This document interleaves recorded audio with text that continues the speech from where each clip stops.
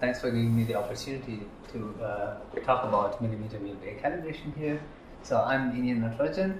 I'm going to give a quick overview of the calibration pipeline that we've been developing originally by Blackburn, who I work with a lot on EHT calibration. So yeah, let's get into the talk. So just a quick introduction to radio interferometry. So if you look at the power pattern of an antenna, a single dish is probably like familiar to everyone. For the people who don't do much interferometry, when you put two elements at different locations on it, separated by a certain distance, then you start getting a fringe pattern. And the size of this fringe pattern is determined by the distance between the two dishes. So that's how you start building an interferometer. And as you add more elements to your array, then this pattern starts peaking, and you start getting a nice secondary beam.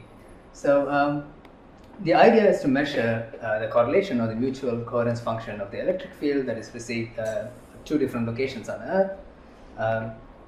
So VLBI, it works on the same concept, but it is complicated by the fact that the stations that are participating in a VLBI experiment are separated by thousands of kilometers.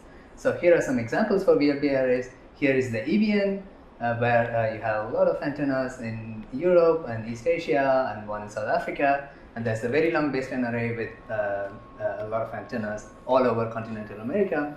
And then you have the global 3mm VLBI array, which is another global VLBI array. So I work mainly on the Event Horizon telescope, which made the first resolved black hole images of M87 and Sagittarius star over the last few years. And so these are the results from the 2017 observations, and the polarized images were published in the last couple of years for both the sources. And then this is the array that participated in the 2018 observations, and which a lot of people from ASIAA also worked on. And this was published last year, and we see that there's remarkable consistency between the 2017 and 2018 results. So before we get here, there's a lot of data massaging that's involved. So the VLBI measurement process involves a lot of additional sources where errors can creep in compared to connected element interferometry. So these are some of the errors. I just want to draw your attention to like the usage of independent clock standards. So in a VLBI experiment, you have multiple observatories which are completely independent facilities participating in the same experiment, and they use different clock standards and references. And so we don't know how well the time is aligned between two different stations. And there's also the issue of absorption and emission, and also path delays that are introduced by the atmosphere. So at lower frequencies, you have significant contributions to these path delays from the ionosphere, and the higher frequencies, like millimeter and submillimeter waves, the troposphere takes over. So we need to correct for these errors also when you're calibrating the data. And also these arrays tend to be heterogeneous, and that's the direction in which we are moving towards. The EHT especially is a very heterogeneous array. The dish design changes between station to station. Some can be phased arrays, some are single dish facilities, and the frequency setups can also differ between the stations. And the polarization feeds can also be different. Some may observe in linear polarization, some may observe in circular polarization, and there can be leakage between orthogonal feeds and differences in path delays depending on the wiring. The wiring can change during observation. All of this needs to be taken into effect. And yeah, finally, you collect all the station metadata, the weather information at the different sites, which is then used to perform amplitude calibration.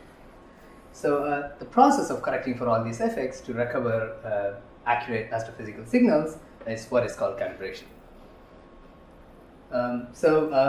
It starts with correlation. So the actual correlation, or the measurement of the mutual coherence function, happens at the correlation centers for the EHT.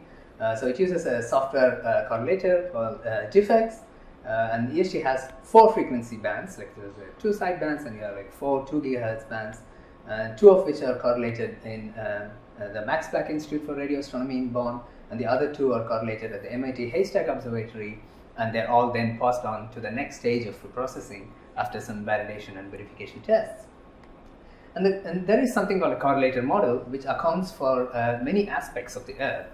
Such as like the geometry of the array itself and the source direction, and there are atmospheric delay contributions. It depends on the weather at the site during observation, and then there are also clock offsets and frequency drifts over time.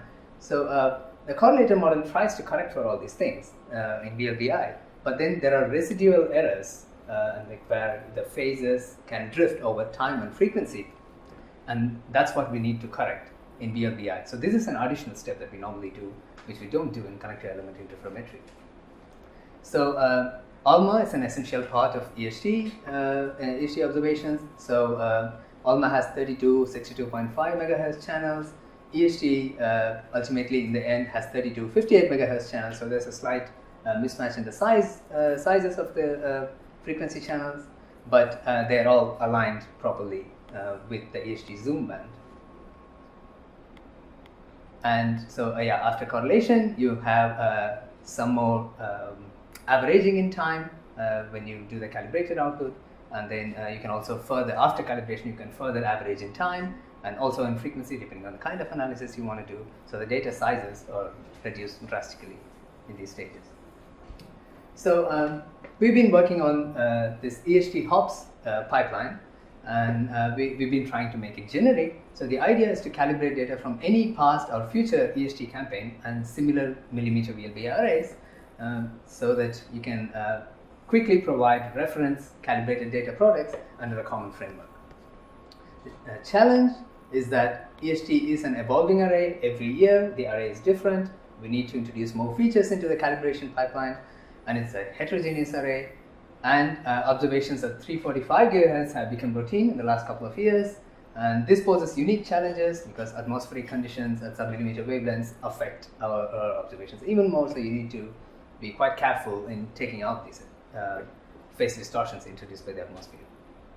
So HOPS is the Haystack Observatory Post-Processing System. It was originally developed driven by the requirements of geodesy and high-frequency astronomical VLBI, and later by the re-emergence of software correlation as processing speeds increased in the late 2000s, such as the DIFX software package. So the EHT-HOPS pipeline extends the basic functionality of HOPS using an additional Python library called the EHT Analysis Toolkit, which can perform additional calibration steps which HOPS cannot or does not really perform because that's not the primary focus of the HOPS package. So one thing about this pipeline is that this was used to publish in 2017 and 2018 observations, and the pipeline was quite specific to the data sets that were being analyzed. We have been trying to make it as general as possible over the last year or year and a half. I think we've succeeded to some extent so far. So I'll briefly talk about fringe fitting. So this is a necessary step in any VLBI calibration. So generally you have an instrumental phase or a phase residual term after correlation, and then you have what are called the delay and delay rate terms. So so the delay term is the variation of this residual phase with frequency, and then there's a delay rate where this term, the entire term itself, varies with time. So you can see over time this drift increases for the same frequency, but then depending on the frequency itself, the drift can be low or high. So these are the three main terms that we normally try to correct for. So I'll just go through, so before we do calibration, so something happened in 2021 where NOEMA became part of the EHT array. And what happened with NOEMA is that while ALMA bands are not of exactly the same size as the EHT IFs, NOEMA has 64 megahertz channels, so it's a few megahertz, each IF is a few megahertz wider than the EHT zoom band, but also they don't exactly overlap with ALMA or the frequency divisions in the EHT zoom bands. So the result is that there are some channels that are lost on either edge. Depending on whether you're on the upper sideband or lower sideband, you lose either the first three channels or the last three channels. And HOPS requires explicit channel IDs to be able to understand that like which channels you're using. So if you have 29 channels, you need to find a way to tell HOPS that you're losing the first 3 channels or the last 3 channels.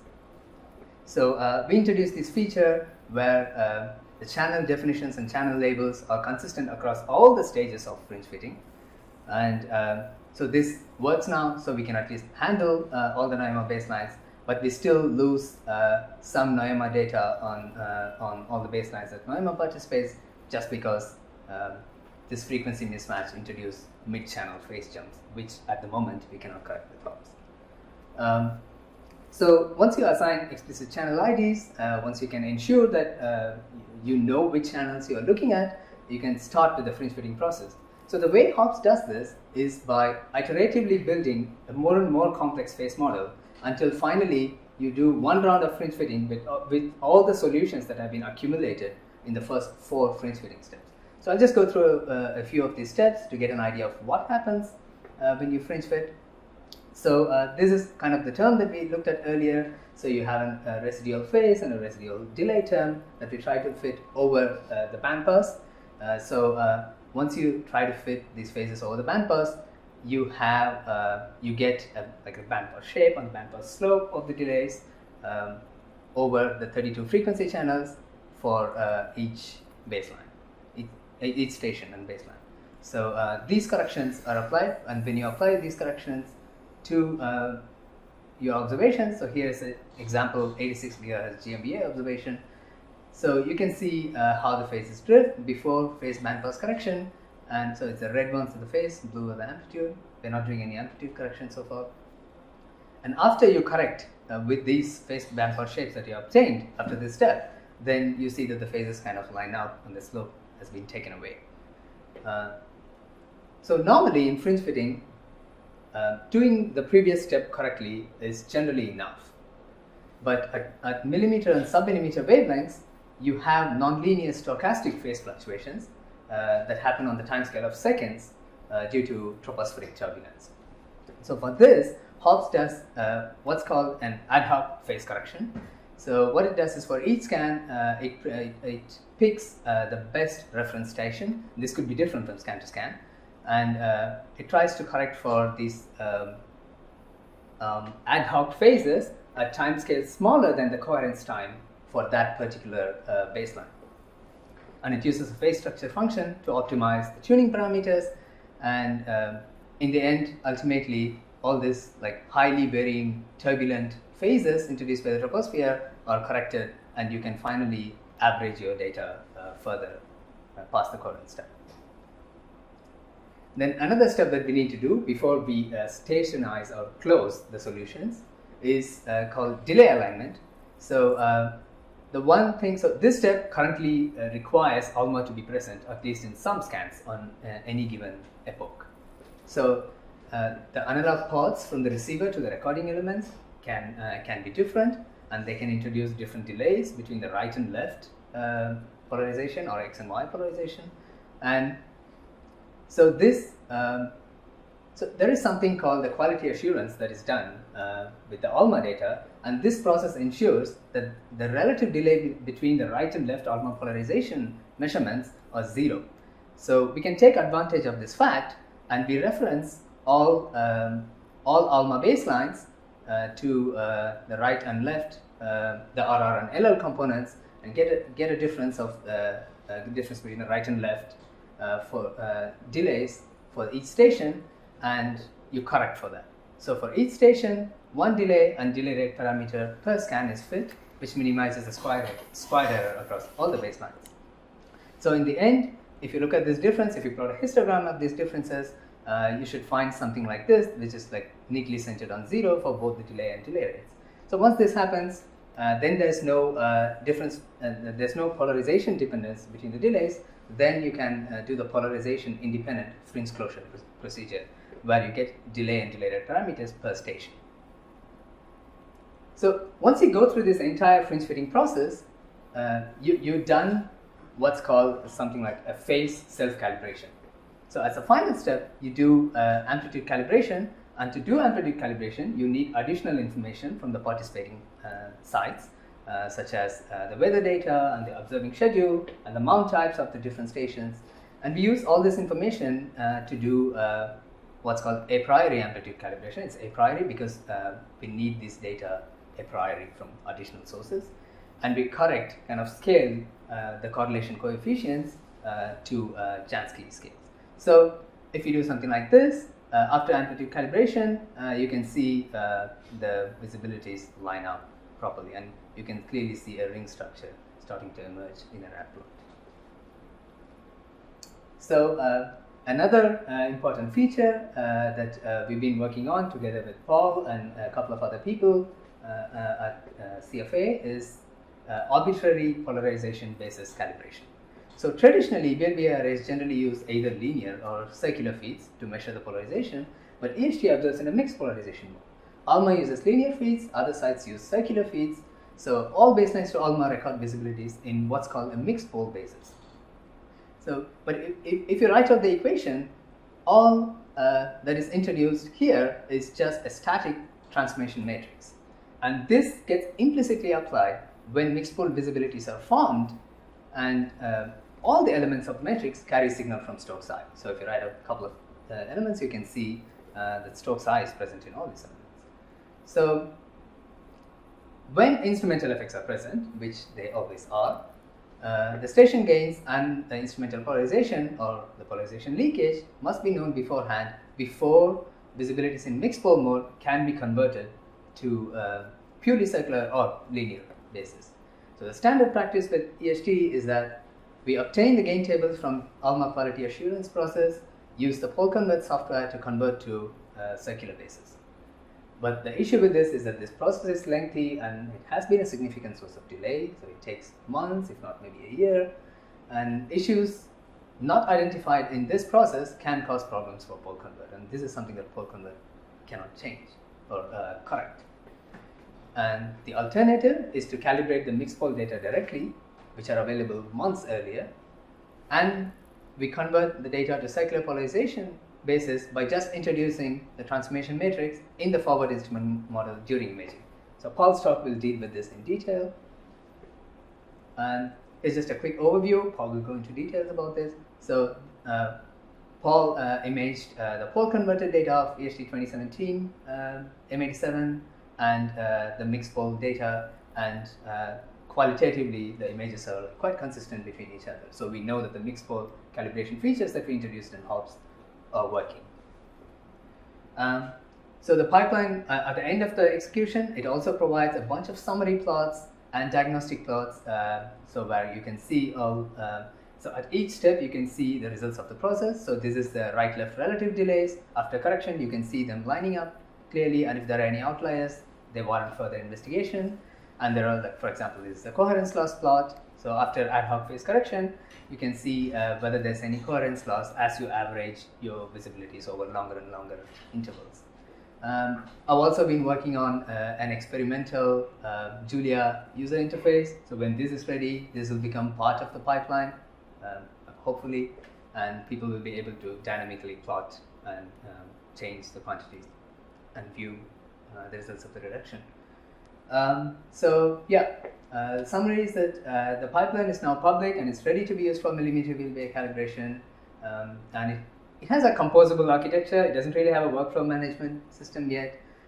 Everything is held together by shell scripts, but we got a nice framework going, and the calibration steps can be performed with different plug-and-play programs. It's currently HOPS 3 and EAT, but it could be anything. For example, HOPS 4 is forthcoming, and it has support for complex bandpass corrections, not just phase bandpass, and also aims to provide native support for mixed pole data. And also in the pipeline are features to help with global multi-band calibration, which we don't do currently. All the different sidebands are processed independently, and also frequency phase transfer capabilities to be added to HOPS 4. And also a modern binary data format, yet another data format is being developed for HOPS, but at least this will be easier to access from Python. So all of this will be relatively easy to plug into this pipeline and use. So we need a lot of users, so we'll be very happy if you use the pipeline and give us bug reports and any kind of feedback. Thank you. So we can move to the poll talk, but any quick question to Yeah, we have refractored the question session later on, but we do have a question.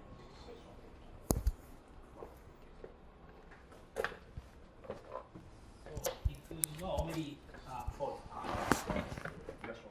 Okay. Yeah, thanks, Iniyan. So Iniyan talked a lot about the calibration. I'm going to talk a little bit about how we actually go from the calibrated data to the images that people have seen. So I'm going to talk a lot about the Event Horizon Telescope. Iniyan's already mentioned it's a global VLBI array. A lot of people in this room have participated and helped us with the EHT, so I want to say thank you again. But what I'm really going to be focusing on in this talk is kind of an intersection between imaging and calibration. So Iniyan talked a lot about how we go to correct phase and do a priori amplitude calibration. I'm going to talk about some residual calibration effects that we need to correct for, as well as how we go from this calibrated data to the images that people are somewhat familiar with. So to do this, I'm going to give a really rapid review of VLBI imaging. I'm not sure about the background. So what we actually measure in VLBI, as Iniyan alluded to, is not actually the image on the sky, but the Fourier transform of the image. And so every pair of telescopes on the planet measures a single Fourier component of the image. And now, if we had only a couple of stations, we wouldn't have very good coverage or very good sampling of the Fourier domain. So instead, we rely pretty critically on the rotation of the Earth and something called aperture synthesis to really fill in everything. So thanks to the Earth being a globe that rotates, we can start to, even with a small number of dishes, really get enough sampling to make an image. And so using this technology, the Event Horizon Telescope produced the first two images of black holes. In 2019, we released the image of M87, and then a few years later, we released the first ever image of Sagittarius A star, black hole at the center of our galaxy. However, this was not easy. To put this into perspective, our EHT coverage is poor. At least in 2017, it was very, very poor. And when I look at this, I'm still somewhat shocked that we were actually able to make images of this. Put this in perspective, this is a Mojave source using the VLBA array, where you can see there is a lot more coverage. And then I think one of the gold standard, this isn't a VLBI array, but it's a connected element array, but it still uses a very similar technology. And you can see the coverage here is very, very filled in. So the fact that we were able to make images from something like this, well, a lot of astronomers have something like this still, is like pat ourselves on the back a little bit that we were able to do this. So what this means, though, is that imaging becomes really, really difficult. If we had filled the planet with a dish every little square meter, so the entire planet was filled with dishes, this would be a really, really easy problem. Effectively, we would just get a blurred version of our image. However, when we have something like this, you can fill in we're missing information in large amounts of gaps due to this just incomplete coverage, and so you don't really get a single image. In fact, this is something called an ill-posed inverse value problem. So instead, you have effectively an infinite family of images that can fit this data. And so in a lot of cases, characterizing this uncertainty is going to be critical. And for arrays like the EHT, it's very, very critical. And on top of that, even beyond this, the EHT and really most VLBI arrays, or a lot of the really big sub-millimeter VLBI arrays, or millimeter and sub-millimeter VLBI arrays, are not heterogeneous. So for instance, the EHT, I just want to say all these telescopes are beautiful, but each one is different. Each one's its own unique beast and its own unique thing that we need to characterize. SAO, NOEMA, and ALMA are all phased arrays. This means it's a bunch of individual dishes that are phased together to form one big dish. JCMT in 2017 only measured a single polarization, so we only measured the right circular or the left circular polarization every night. ALMA, unlike the rest of our dishes, which measures circular polarization of light, measures linear polarization. And so what this means is the EHT is a mixed polarization interferometer, and that plus GMVA makes it, GMVA when ALMA's observing, makes it rather unique in the realm of interferometers. And then additionally, the EHT telescope just doesn't stay the same. Every year we improve or we even lose telescopes. So from 2017 to 2018, the big addition was GLT, which I think a lot of people here are familiar with because it's led by people here. And then in 2021, we added NOEMA and Kitt Peak, but we lost one of our main anchor sites, LMT, due to a number of issues. And then in 2022, it changed again. LMT returned. And then there's also other upgrades. There's JCNT receiver upgrades, there's GLT upgrades. We effectively, every year these things look different, and this makes it also difficult because we can't use necessarily what we learned from the year before about our instrument and apply it because it just may be different. And so what this means is that VLBI imaging is really complicated. You have to solve for instrumental effects and you have to solve for image deconvolution at the exact same time. And so what this kind of goes in, this kind of combats what traditionally is done in VLBI imaging. In traditional VLBI imaging, you start with some initial guess, and maybe you do some a priori initial instrumental calibration, something's called self-calibration.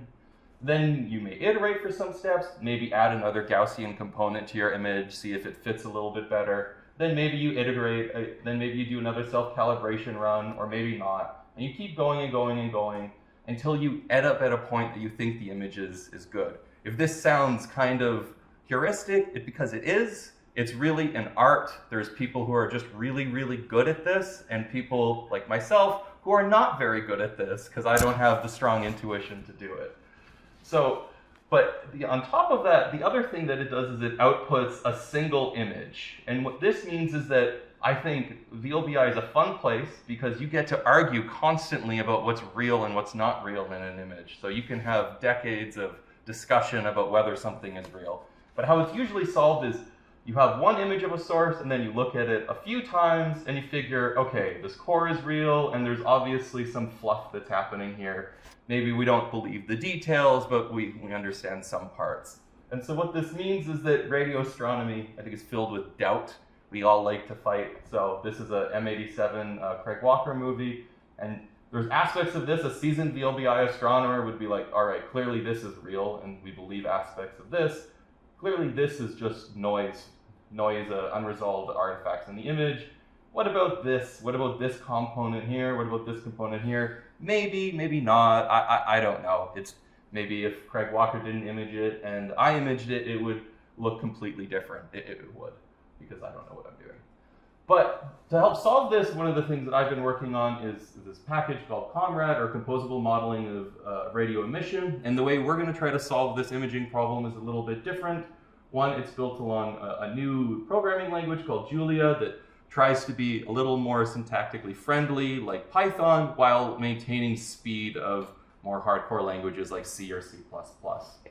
But really at the foundation of this and how this approach is going, this approach in Comrade is Bayesian imaging. And so rather than start with some guess or some iterative type procedure, we're going to start with our image prior. And we're going to use this image prior to encode things that we think are relevant for astronomical images.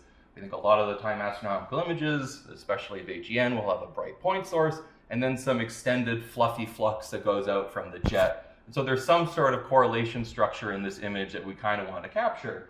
And so you can encode this in the appearance of your image through something like a power spectrum, some a priori anisotropy, or even an a priori image structure that you can assume. The next thing you can do is you can actually just look at your observation. And for this, VLBI is really nice because we can characterize exactly our observation through something called the likelihood function, which basically is your chi-squared from what you might be familiar with in data analysis. And for VLBI astronomy, we know this exactly. It's really simple. It's a complex Gaussian. Then you have to do the whole Bayesian thing. So we do the inverse problem. So we invert this and try to find the image given the data. And if you do this once, you get one image. This is a reconstruction of M87. But the real benefit of this is not that we produce a single image, it's that we produce samples of images. And so in using samples of images, we can start to actually quantitatively and statistically assess things that are real. So this is a reconstruction of M87 using the EHT data. This is just the mean image that you get from it. And what I'm showing here are effectively different levels of significance in the image. White means it's not significant to this level. So this means anything that you see here that's not white is significant to at least 2 sigma. Everything in this panel is significant to at least 4 sigma, and everything that's non-white in this panel is significant to 6 sigma. And so what you see here is that at 2 sigma, there's some non-ring emission that's kind of significant. Once you get to 4 sigma, it's effectively just ring emission. And at 6 sigma, it's just the brightest parts of the ring that are highly significant.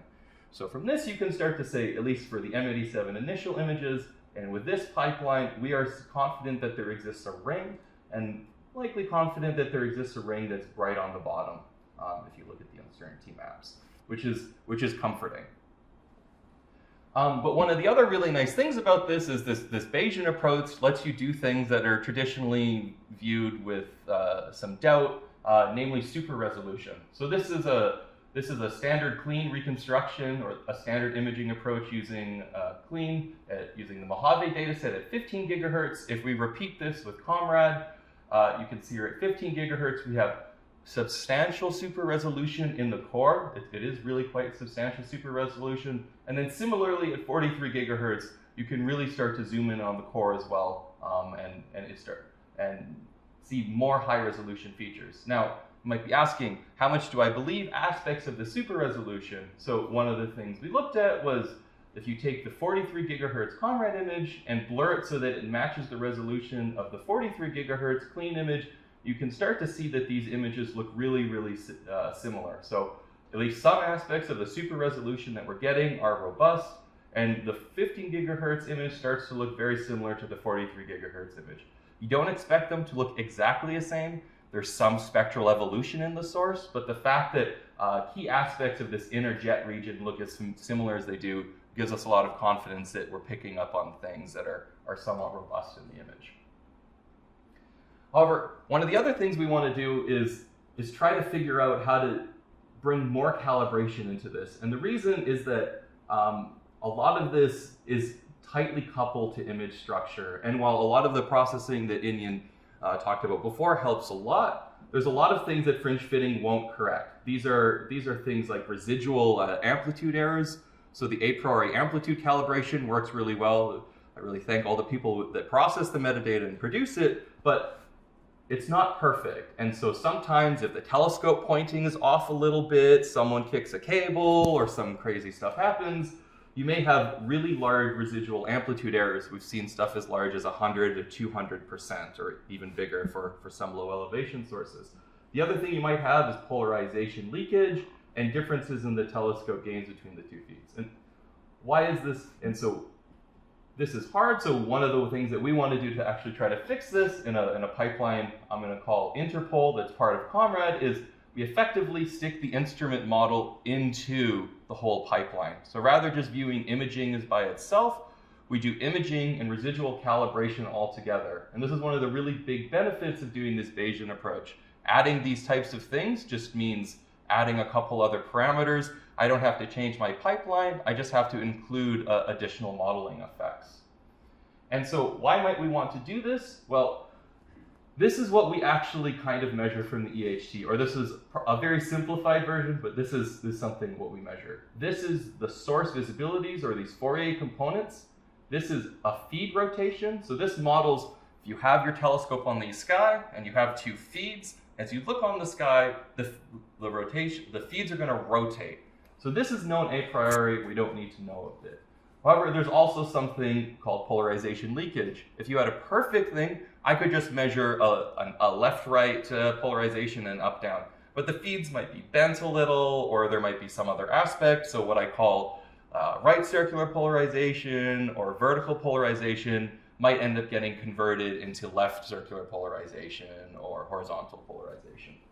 And so this can induce additional leak. This can cause rotation of ticks in the image. It can cause fake polarization to be included in the images.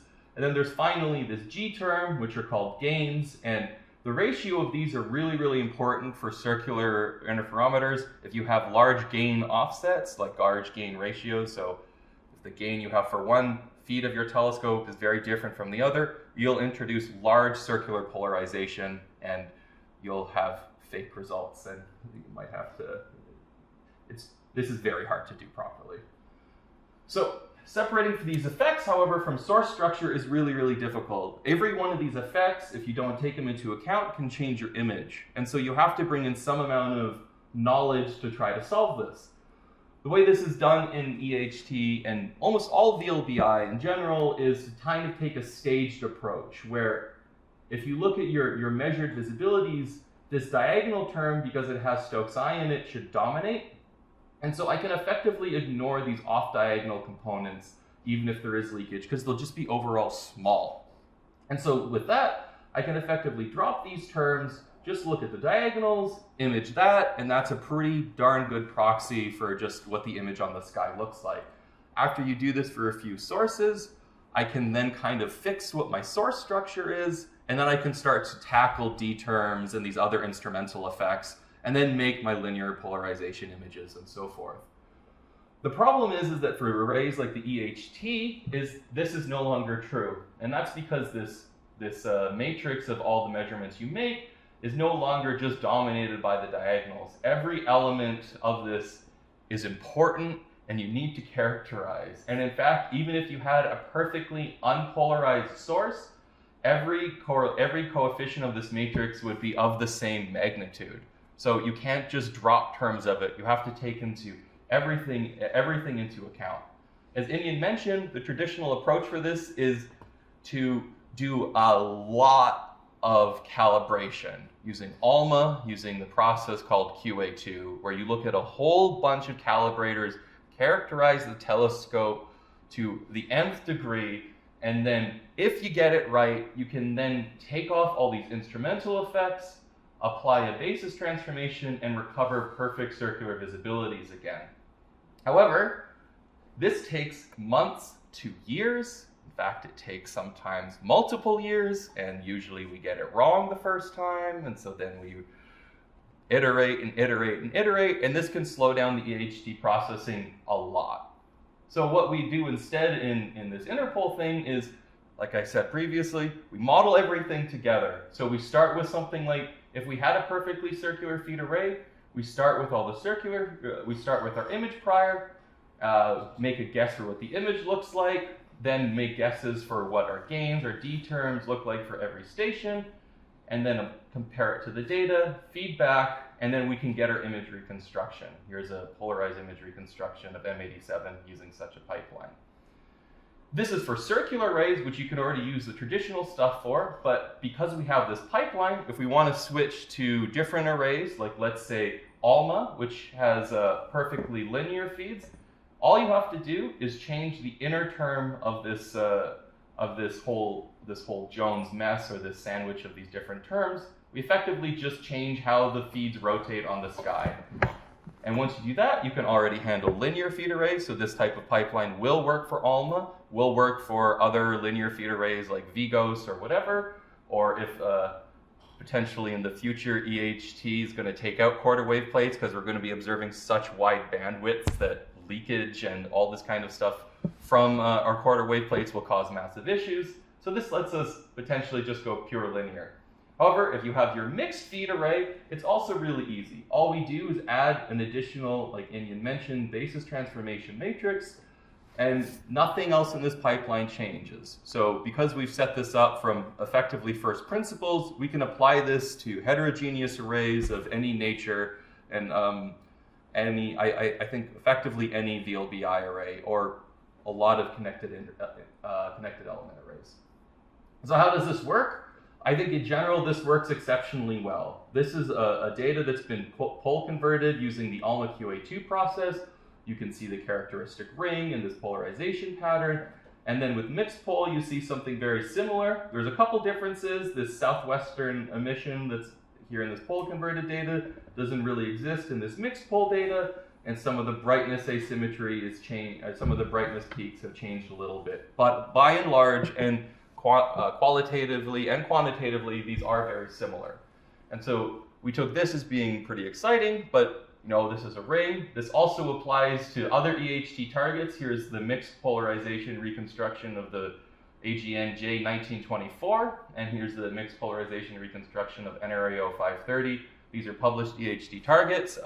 These look very similar to the published results as well, and so this works for every source in the EHT array. It also works for standard VLBI interferometers. So this is For instance, it will work for the VLBA, which John Hope Park's group is working on quite a bit. Here's a reconstruction I did of the Blazar Macarian 421 at 43 gigahertz. VLBA circular polarization, but this pipeline can handle it, and you can see the differences between the core here and the jet of Macarian 421. There's also ongoing work to apply it to different arrays. One of the ones that we're kind of excited about is the VGOS array. This is something that Haystack and NASA has a hand in. This is a geodesy experiment to measure tectonic drift of stuff. But how they actually do this is they just monitor AGN. They just look at quasars in the sky. This gives them a celestial reference frame, and so then they can watch things drift. And so what this means is that you effectively have 30 years of quasar monitoring. It's not as good as the VLBA, but it is 30 years of monitoring of sources, and nobody's imaged it because it's a linear feed array and standard techniques won't work. So we're working with some people at Haystack to try to get this going so we can turn this 30-some years of monitoring into actual images and effectively make a new monitoring campaign of at least a large number of quasars. And so in summary, I think what I'm trying to convince you is that this Bayesian imaging paradigm offers several advantages. One, we can encode models and encode priors and models to encode specific information about your problem. Like if you have what you think is the greatest model ever for images or for black hole jets, we can incorporate this into this pipeline, spit out uncertainty so you can make detailed measurements of your sources. We can also imply, unlike standard VLBI techniques, uncertainty estimates for everything, which is really critical for us in the EHT because we are sparse and there's certain quantities we really want to put error bars on. And then the other thing for me is that it's really easy to incorporate things like instrument models, which is really important to get the utmost detail out of everything, as well as to produce faster polarized results and everything. All right, thank you.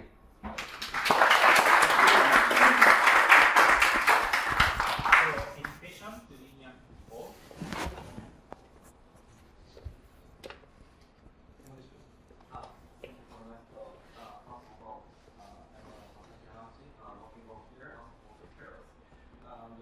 When I was a master course student, I was supervised by Pastor Takiyama of the United States Mathematics. So my specialty includes super resolution analysis with ALMA data right now. So I'm curious about these state of linear fields developed by use. So I want to tell, is there any of the penalty terms in the equations of the such as total square variation, for example, maximum entropy or not? Yeah. Okay, so I work with Kazu, so nice to meet you. Kazu actually works with me on some of this stuff too, so we work together.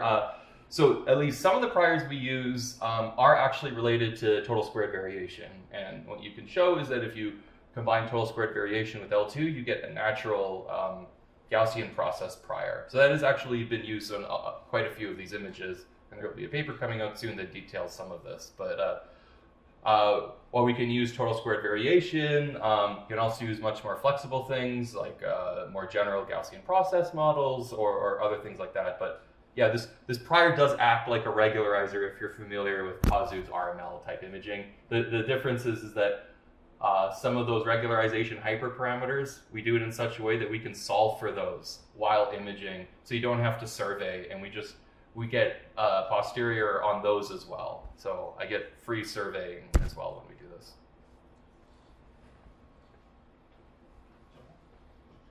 Thanks a lot for the nice talk. I have one question for Paul and one question for Iniyan. So Paul, did you try imaging ALMA only interferometric data using? It is on the list, and yeah, I think we have tried. We have a clean version of an HL tau data set that Andrew Chale provided us, and I don't have images to show you, but yeah, we've tried it, and yeah, we can image it. And one of the long-term goals is actually to get this pipeline to work with ALMA, because we think some of this polarization calibration stuff we do should help ALMA dig out some of its polarization signals. Because this stuff, our experience with EHT and VLBA is that we're better able to separate instrumental effects from imaging effects. So there's a chance we can get better polarized results. Yeah, I think the problem of difficulty in measuring the uncertainty images is not only for VLBI, but also for general observations. So I think actually there are a lot of people with ALMA VLA. I think many of them will be very interesting. Very much looking forward. My question for Iniyan is, so it's good that we can use these different matrices to properly model the mixed pole data, but before that, we have to remove the phase, the slope over frequency properly. But if we use circular polarization data only, then our RR visibilities are dominated by source I emission. So usually with CASA arrays, we make some simple assumptions about the source structure. But in the case of mixed pole, more complex source models, including QUV, will be involved. So how can we properly handle this during the calibration stage? Could you give a So HOPS, almost during the entire fringe fitting process, HOPS really does only baseline-based fringe fitting. It doesn't really do any like elaborate source modeling or anything like that.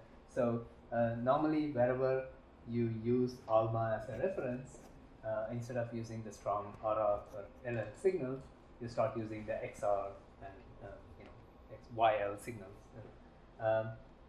When it comes to source modeling, so when it comes to fringe closure, it just uses all these baseline-based solutions that are derived earlier and uses that as a starting point.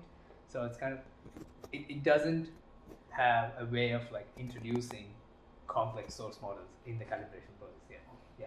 So the mixed pole, all the mixed pole features that are implemented are only where ALMA referencing is done, and any appropriate changes that are necessary to do the referencing to X and Y instead of N and R. It doesn't go into source modeling yet. Okay, sir.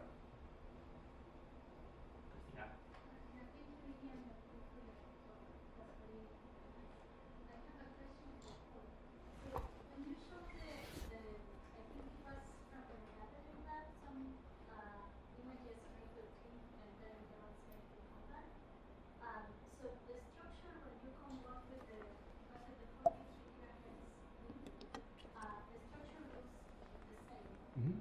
So I'm wondering, what about the flux? Is the flux also the same for the main component and for the other components? Is it? I think in general, the flux between the 15 gigahertz and 43 gigahertz will be different just due to spec. I meant between the Conrad and the King. If the total flux in these are similar, I have to, well, I have to blur this to the same resolution as this and then draw blocks. It's already the same, like the one made with King at 43 and the one made with Conrad at 43 already converted with the similar thing. Are Yeah. those two similar in flux? Yeah, I think they are similar in flux. So they should be because they're using. I should be using the same total flux of the image. I can check that, but I'm pretty sure they're pretty similar. And then for the one at 15, so you wouldn't know yet, right? If the big component you see with King, all the flux is contained in the main component. It's probably going to blend. It's going to blend this and this into this because this is quite a large beam. So it'd be hard for me to localize. Now of course this is the clean blur to the 15 gigahertz image. I can look at the clean image blurred to less and try to identify components. And actually, in fact, I do find that if you do blur the clean images with less of an aggressive beam, it starts to end up looking a lot more like the Comrade image. But it's not quite the same, but there's components that start to look more similar. So there is some amount of super resolution and clean available. I just don't know what it is, and it's not something I'm that interested in, to be honest. But there's a comparison to be done there. I was just asking, before I was talking to Shoko, that even sometimes when you just do clean and do self-cal only in phase, you would expect that the flux on each component remains the same. But sometimes when your signal to noise is very low and you try to apply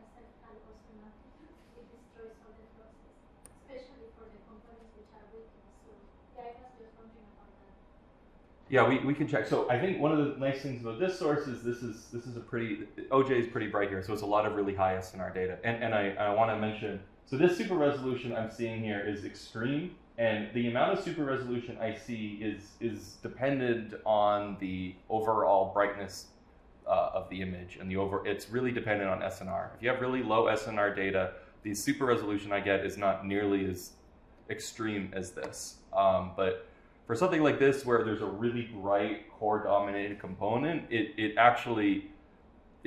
really favors this very bright, compact feature. And I have 86 gigahertz images as well, where if you zoom in on the core, it's even more apparent that what we're seeing is real. So by default, you're always getting much better resolution, right? I'm almost always getting much better resolution, unless the data is really, really low SNR. I still get better resolution, but usually when the data is low SNR, what I end up doing better on is the self-cal. I just end up doing better at self-calibrating than the clean type method does. We don't destroy the fluxes as much as you just said.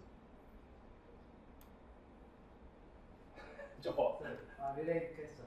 I happen to have some chances to show, some forward modeling based images like RML, to some, senior people. And then they asked how much resolution improvement I could achieve. I said factor of 3, then they said, I cannot trust. I mean, we have seen these super resolved images many times, many years already within the EHT collaboration. So we don't think it's strange, but many other people outside, they cannot accept that one can achieve a super resolution.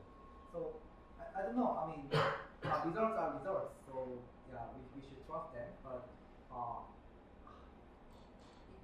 do you think there will be some measure that we can verify the super resolution imaging is really robust? Because I mean, we already have some results based on synthetic data tests, but those are synthetic data. So if there is any method that we can effectively deliver that super resolution imaging is trustable to outside people, that would be also a lot of interest to them.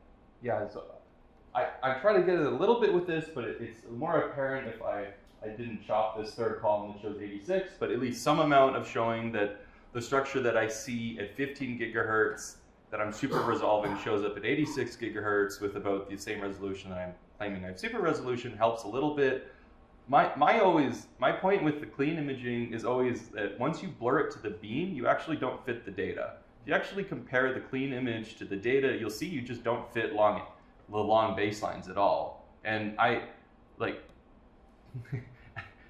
so as someone who wasn't trained in VLBI and was trained in more like different areas of physics, it's pretty strange for me for people to be like, oh, I trust this more, and then I'm like, well, you don't fit the data at all. And so this is always my confusion with this, is that we fit the data. This is the resolution I need to fit the data. And if you start blurring it, if you start blurring the core, you're going to stop fitting the data pretty quickly. So this has always been my argument. But yeah, I agree. I think this is a sociological problem, but I can't solve it. I trust some of the aspects of this, but yeah. Maybe it does need time. Yeah, I'm hoping time. You need to wait another 20 years.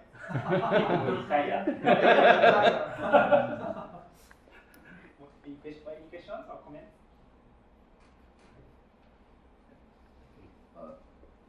About we're doing the optical. Not an array. It's not an interferometer. But how will it work? I don't know.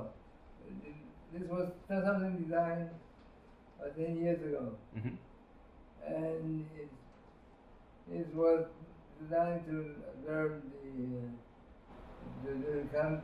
do source count of the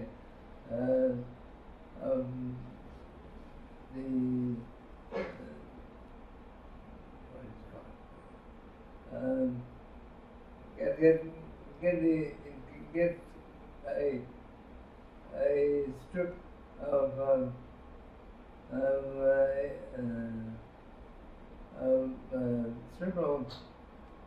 of a high voltage detector high voltage with a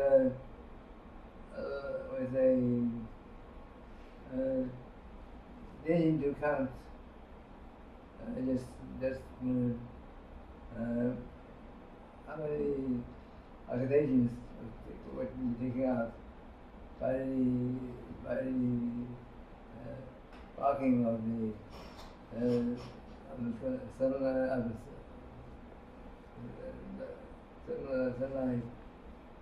not by sunlight but by our sun taking out the oxidation by those three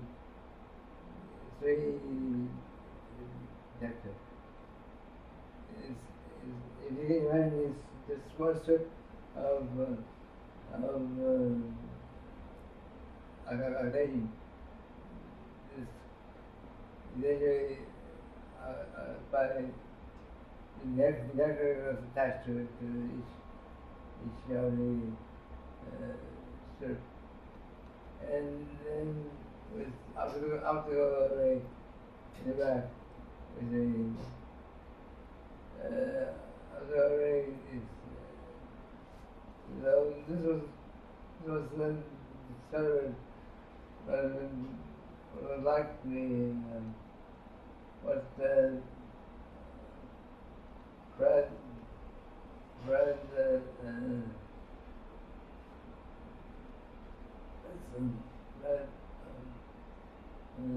used to be here, now passed away.